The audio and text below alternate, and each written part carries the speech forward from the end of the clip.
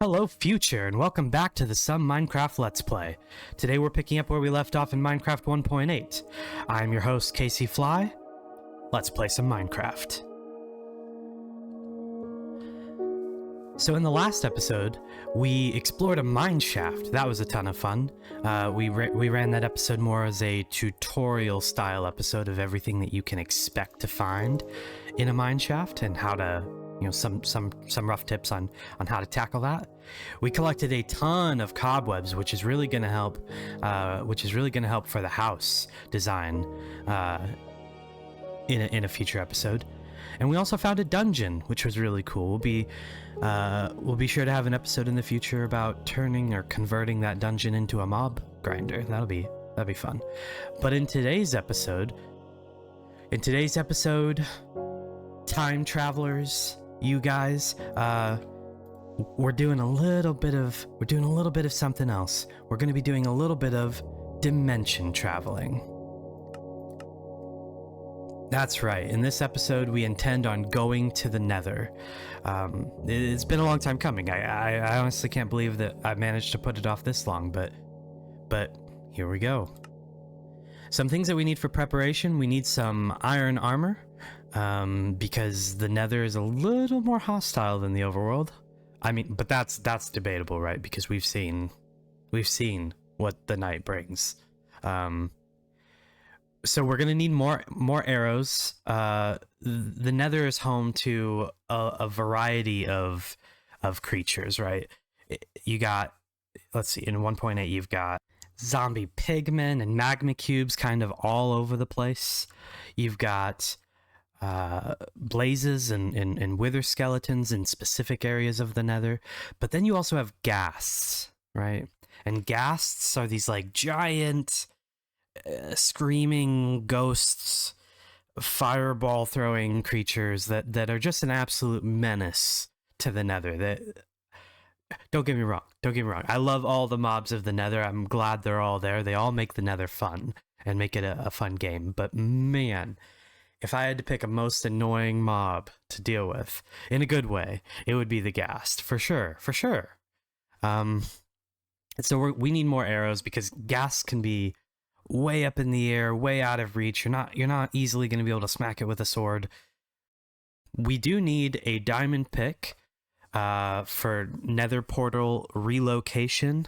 We're going to need 2 stacks of cobble because cobble, like cobblestone, surprisingly, one of the most blast resistant blocks in the Nether. Those ghasts that we were talking about, they have a tendency to just wreck the terrain. We're also going to want to take plenty of food. And the portal room resources, we know that we're going to need the 10 obsidian, which is the bare minimum. 14 is for a full portal frame. Thank you to the math episode in the past. So we're going to need 10 obsidian. We also want 4 fences, 2 fence gates. That's for just making sure that nothing wanders in or out of the Nether. We're going to want 2 torches just to keep it, relatively lit up. We need a flint and steel, obviously, to light the well, maybe not obvious. You need a flint and steel to light the Nether portal. And then we want to have 3 chests. We're going to have 1 chest on the outside for quickly depositing resources that we don't want to lose right away in the Nether, because we have no idea what we're going to see on the other side of that portal. It could be really dangerous. We could die. So we want to be careful. And then 2 chests. Once we get the inside of the Nether a little more set up, a little more established, then we can throw down 2 chests to be able to, toss resources as we're running around the Nether. So let's get started with that. Let's build our Nether portal room. I've got all of the resources already collected right here for us in our nice little project box. We can leave the redstone, we can leave the lapis. We have a stack of food. We already have steak, though. Well, we'll swap it out. Throw this here. We got our bow, our arrows. Take this stuff with us. We might leave a fair bit of this outside. Yeah, we need our flint and steel. Our 10 obsidian. We need our diamond pick, although we're not going to take it into the Nether immediately. We want to make sure that we're safe in there. This stuff is for, right, building. Oh, okay. Just the outside and our iron armor. Because yes, the nether is drastically dangerous. So let's, and as you can see, the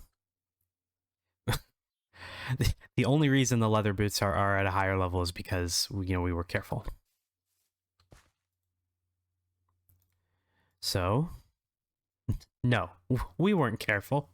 No, I found some boots and I crafted them together with the leather boots. That's what happened. Sorry, my brain spaced there for a second. There we go. How do we look? We look great. We look like we're ready for war. Alrighty, and I already have the perfect location in mind for this nether portal. I thought about it. I took a look at our map, our town map design. Now we are going to throw on our coordinates because we know that we want to go a little bit deeper into this, and I already checked it out to make sure that it would fit. So we want to go a little bit deeper in here.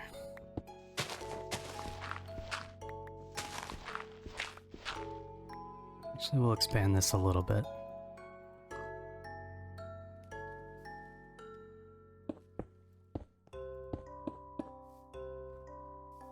Yeah, just like that.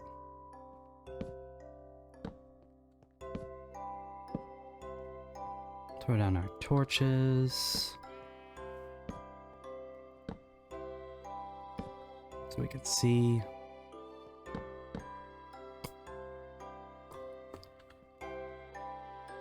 This is where we will enter and exit from, so nothing else can get in or out of the portal room. It's very important. And we'll throw down our obsidian. Just like that. Yeah. We will toss down a chest right there. Now we need to craft our flint and steel, which is just, as you can imagine, 1 flint and 1 iron. I think it's shapeless, yeah. In any order. Gets us our flint and steel.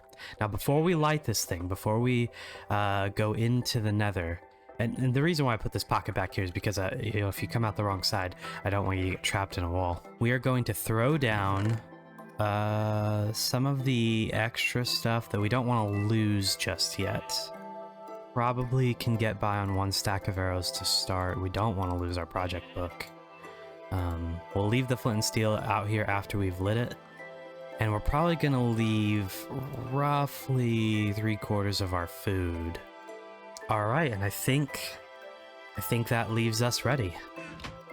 Oh, I'm nervous. Are you guys nervous? I'm nervous. Here we go. Leave this on this side. Here we go, guys. Oh boy, oh boy.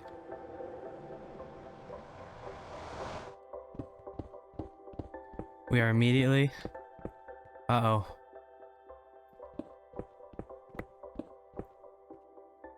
Ah, my game is lagging. Why is my game lagging?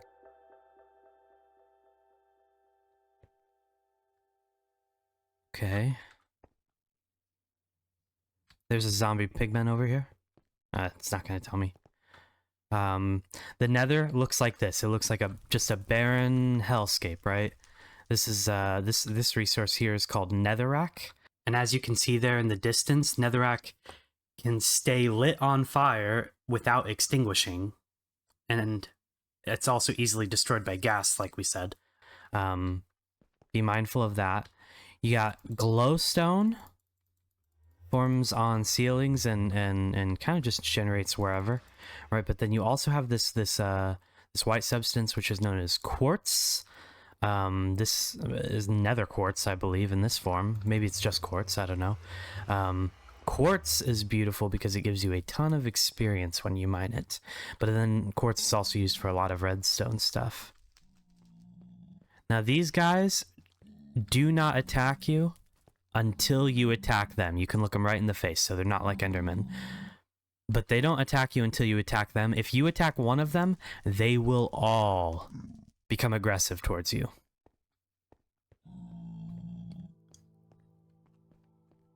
Okay.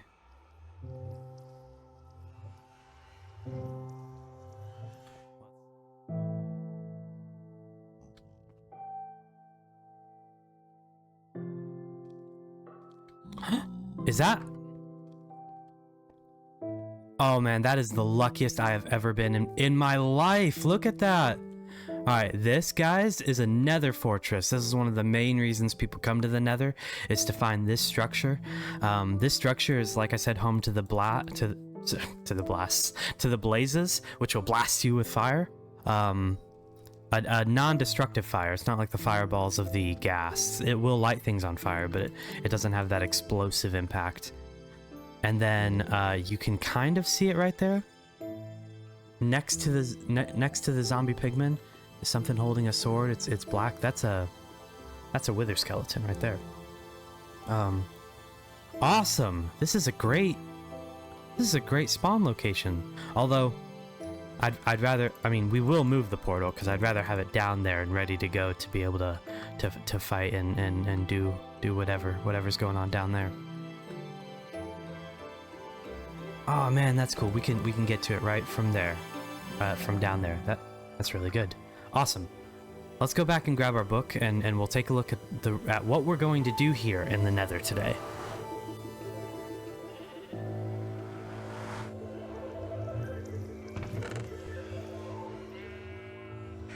Alright guys, first of all, the Nether portal, yes, it is very loud.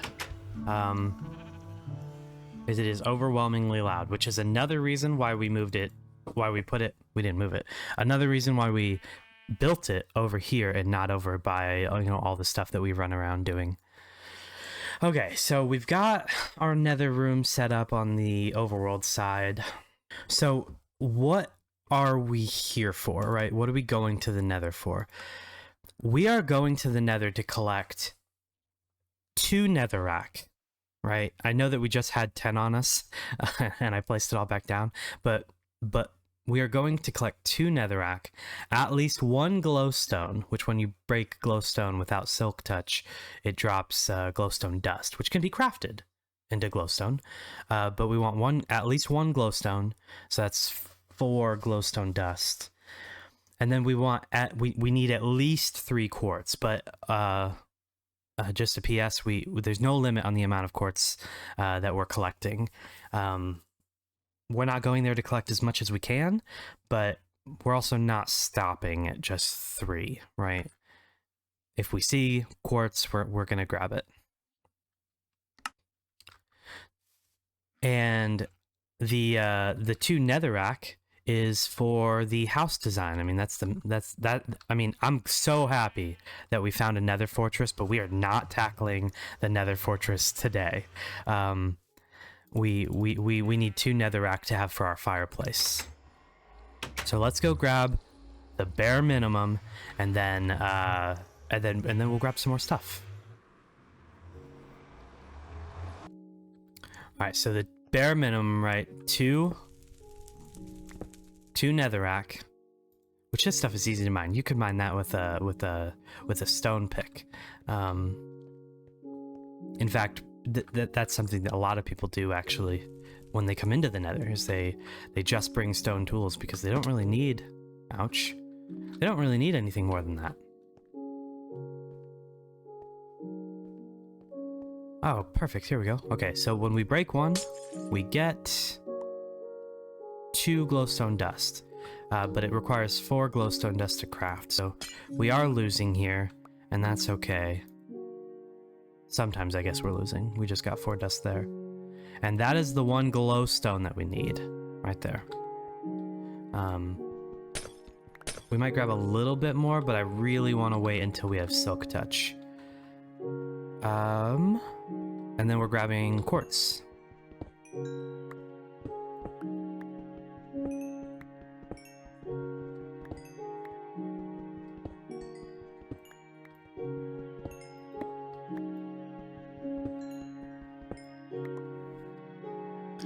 Alright guys, and I'd rather be safe than sorry, so we've got the absolute necessary resources that we need, and so far no gas have appeared to give us hell, if you will. So let's take our resources, the resources that we absolutely need. See, these guys, they come through the portal, which is why I keep this thing blocked off. But let's drop the resources that we absolutely need out here. There we go. So we have that. Check. But then let's relocate that nether portal now.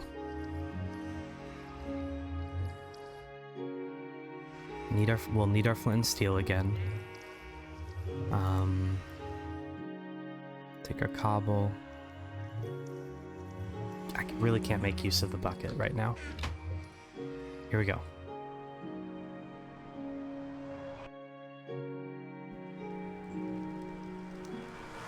And be prepared just in case a ghast appears. It seems like we're fine. It takes forever to break this stuff, so you gotta really be paying attention to your surroundings. If we see a ghast, if we hear a ghast, if anything like that crops up, then we will be throwing down cobblestone to protect us. You'll notice that the nether portal on this side, even though we only used the bare minimum 10 obsidian, get out of the way, guy. 10 obsidian to build the nether portal. On the nether side, it's a full portal, which means that this is potentially a way... Oh man. Okay, we don't need it. It's fine. This is potentially a way to make obsidian relatively renewable, right? If you were to, you know, at one place,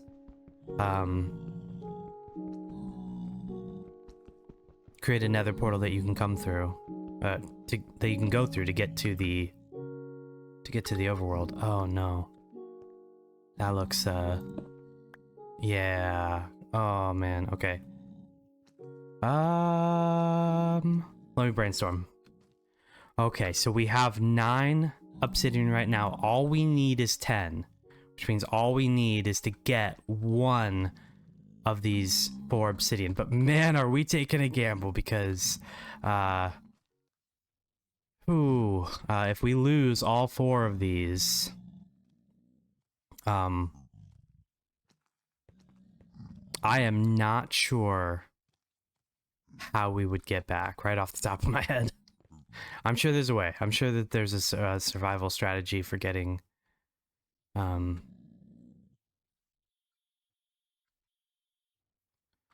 that does not look good. Okay. I guess we could throw our stuff in a chest and die. Respawn in the overworld. Ah, I know what we're gonna do. I have the strategy.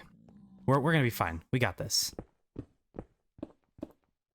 Alright, so we just collected up a bunch of netherrack.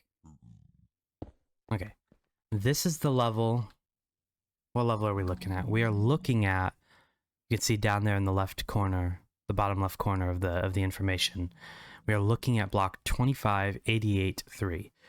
Our coordinates are 2489-3. So we are, this block level is 89, that block level is 88, which means we want to be 1 block below that at 87. I'm just going to walk in a straight line this way. Turn our coordinates back on. I don't know why I turned those off. Come over here. Boom. Boom. We want to be at 87, right?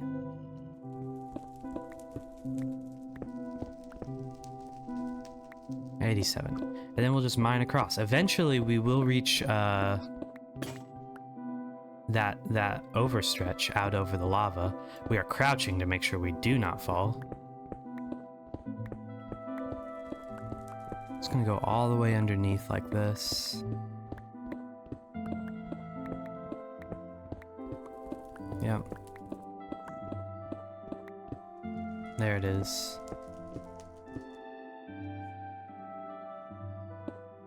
And then we're gonna just place the blocks. Get ourselves over there.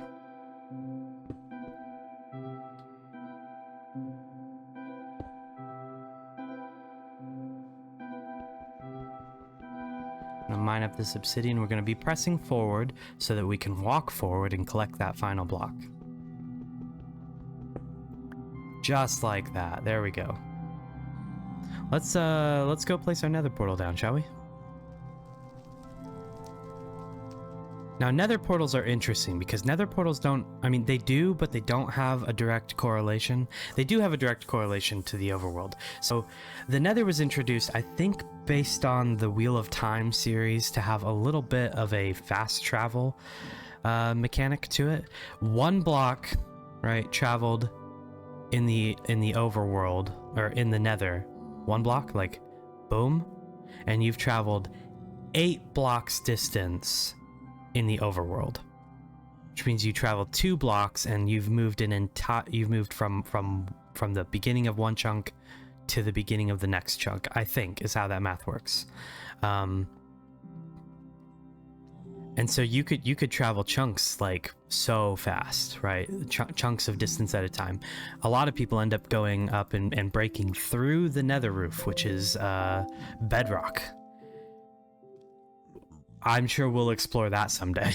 But people do that to get onto the to get onto the nether ceiling, which is a bedrock ceiling, and it's completely flat. Makes it really easy for just running or building roads and just fast traveling. Like even faster, moving the fastest possible without having to navigate the terrain and the dangers of the rest of the nether. The only thing that spawns up there is maybe mushrooms, which is interesting. Apart from that, there's a magma cube right there. Apart from that, nether portals. If you have a portal in the overworld and you have a portal in the nether, the portal in the overworld will check a certain radius of the nether, and if a nether portal is in that radius, then it'll link to that portal. Now, most people sync up their nether portals, which means they do what we are doing. They move their obsidian portal in the nether to be at exactly the right location, exactly the right, block coordinates, to be perfectly linked to their overworld coordinates divided by 8, right? Except for height. Height isn't factored in that. Like, go 1 block up, you haven't traveled 8 blocks into the sky. Because I don't think the vertical axis actually matters at all. All right, guys. So we are building this road. I had to go back to the overworld and grab some more cobblestone. I grabbed a lot more because we are going to have to build this road right out there. Because at the end of this road, that is the nether translation of our overworld coordinates portal, which just shows you that, building at an ideal location in the nether and then coming out and in the overworld and building your home there, probably better. But the thing is, we care a lot about what our overworld looks like, and we want our overworld portals to be perfect, so maybe something to keep in consideration in the future when we place our portals down. But for now, you can see a ghast off in the distance there. And I'm trying not to die here. So what we're going to do is we're going to build this road out, and then at the end of this road, we are going to suspend it over the lava. We're gonna build the portal room, to keep us protected while we're out here. It's not going to be quite as aesthetically pleasing as that one, not at first, but that one will end up being more of our armory entrance to the nether fortress. And this one is just a purely safe way to get into the nether. So right here is where our portal is going to be. I'm actually going to place these down because it's going to be weird. It's going to face this way even though the road goes that way because our road is 3 wide. So going out 1, 2, 3, 4 probably.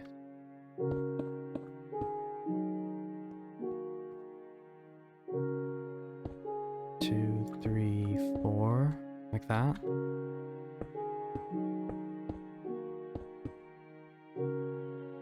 Alright, so I decided to be a little more design-oriented than I thought I was going to be. I thought I was just going to make a box out here, but man, this is cooler, isn't it? I mean, yeah, kind of. I don't know.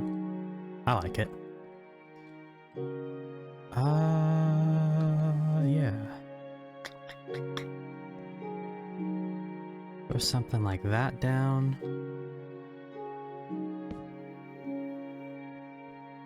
Yeah. It's got that look.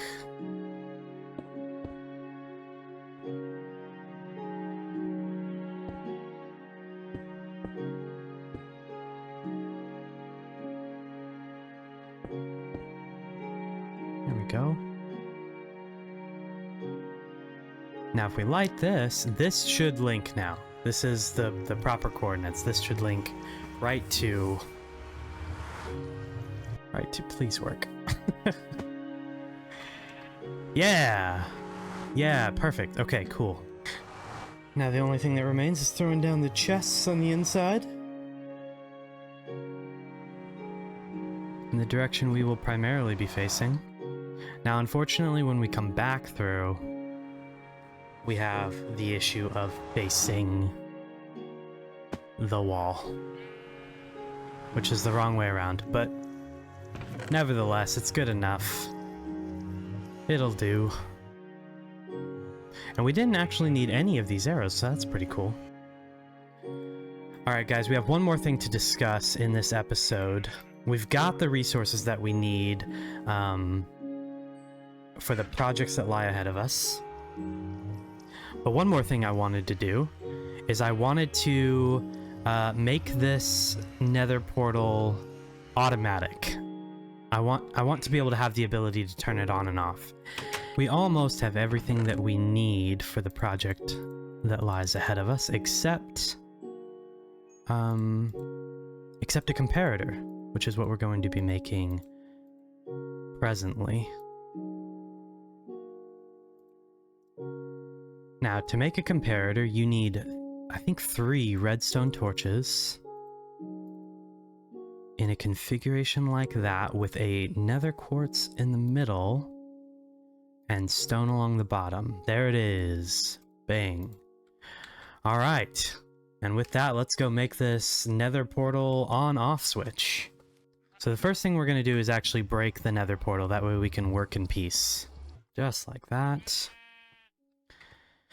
Minus the bleeding outside. Now, the design that I have worked out makes use of a space behind the portal. Alright, I got the space carved out, and now it's time to throw in the design. This is roughly what we're looking at. It looks a little messy.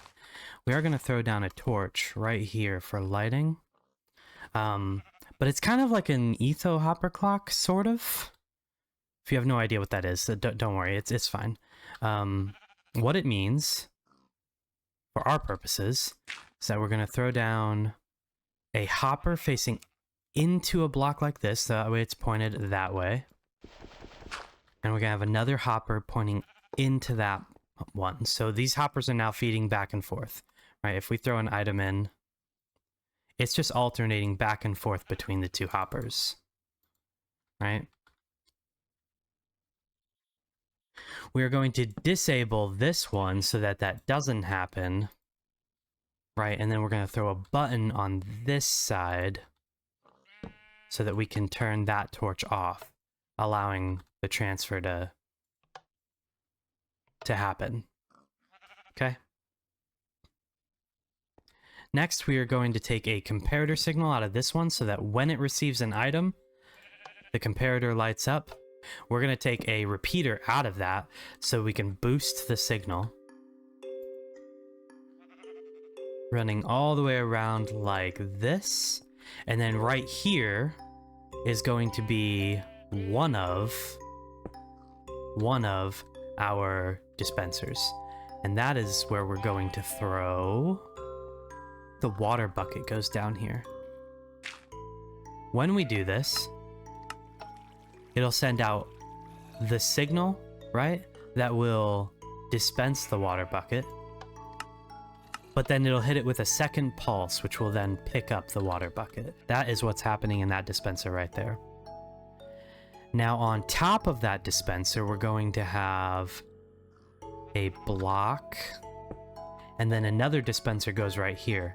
But what we want to make sure we do is we want to make sure we line up the very simple button on this side. Right, that button is going to activate that redstone.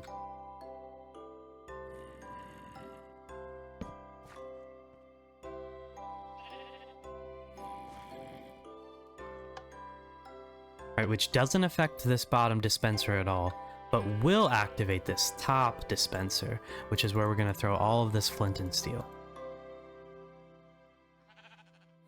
So this one lights the nether portal.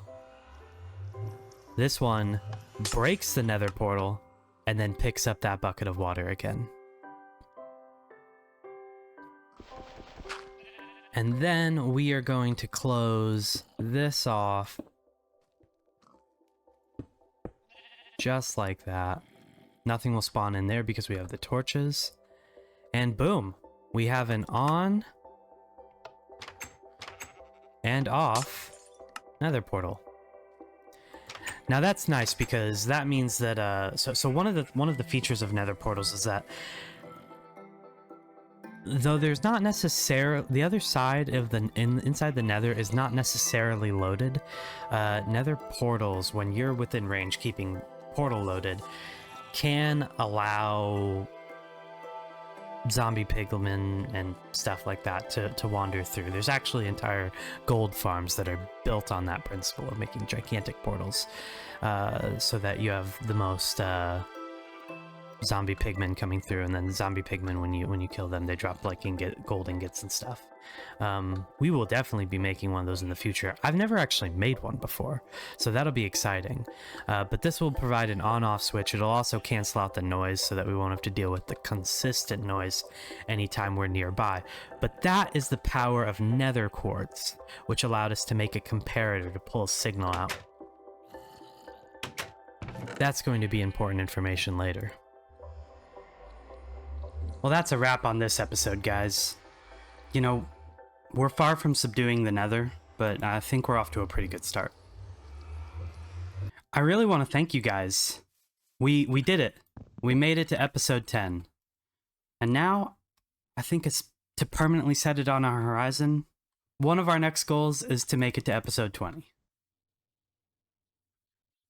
You know, I've been thinking quite a bit about how people measure success, especially because I've gotten a few comments from some really nice people, you know, wishing me that I find success, or saying that, you know, the content I've made is awesome. So what is success to a content creator? What should success be to me? I think for some content creators, success is measured by how many subscribers they have, right? And I think for others, it might be, you know, how much money they make off of it.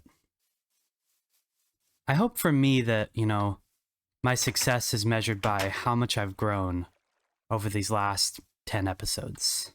In the last 10 episodes, I've learned how to do time-lapse, and I've learned montages, you know, from an editing side in my technical toolkit. You know, I've honed my craft, and I've developed like a baseline, you know, episode production process. I've experimented with some ideas, some that I think we might even see, you know, make recurrences, like the future site segment.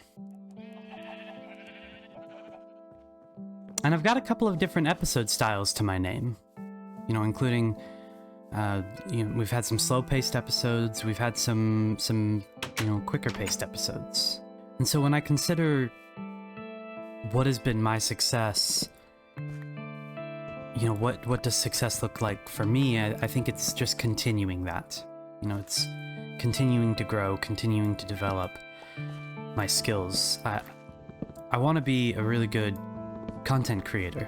So if that's the last 10 episodes, you know, what does the next 10 episodes have in store for us? I know in the next episode I want to put the magical finishing touches on our home. Finally, right? after all the work we've been doing to prepare for it. And then quite honestly, it's a long road after that. Everything from new farms to new build styles. We've still got some work, you know, defending and defining what makes this place truly special. And at the heart of it all, I really think I just want to bring some life to this place. Because it's really coming together. It's really starting to look quite, you know, quite beautiful. So if you've made it this far to the end of the episode, I just really want to thank you. You know, you guys in the community that we're developing here, the world that we're building here, it's going to be special. So thank you for spending your time with me. If you made it all the way to the end of this episode, thank you. And speaking of time, I will see you all in the future. Bye for now.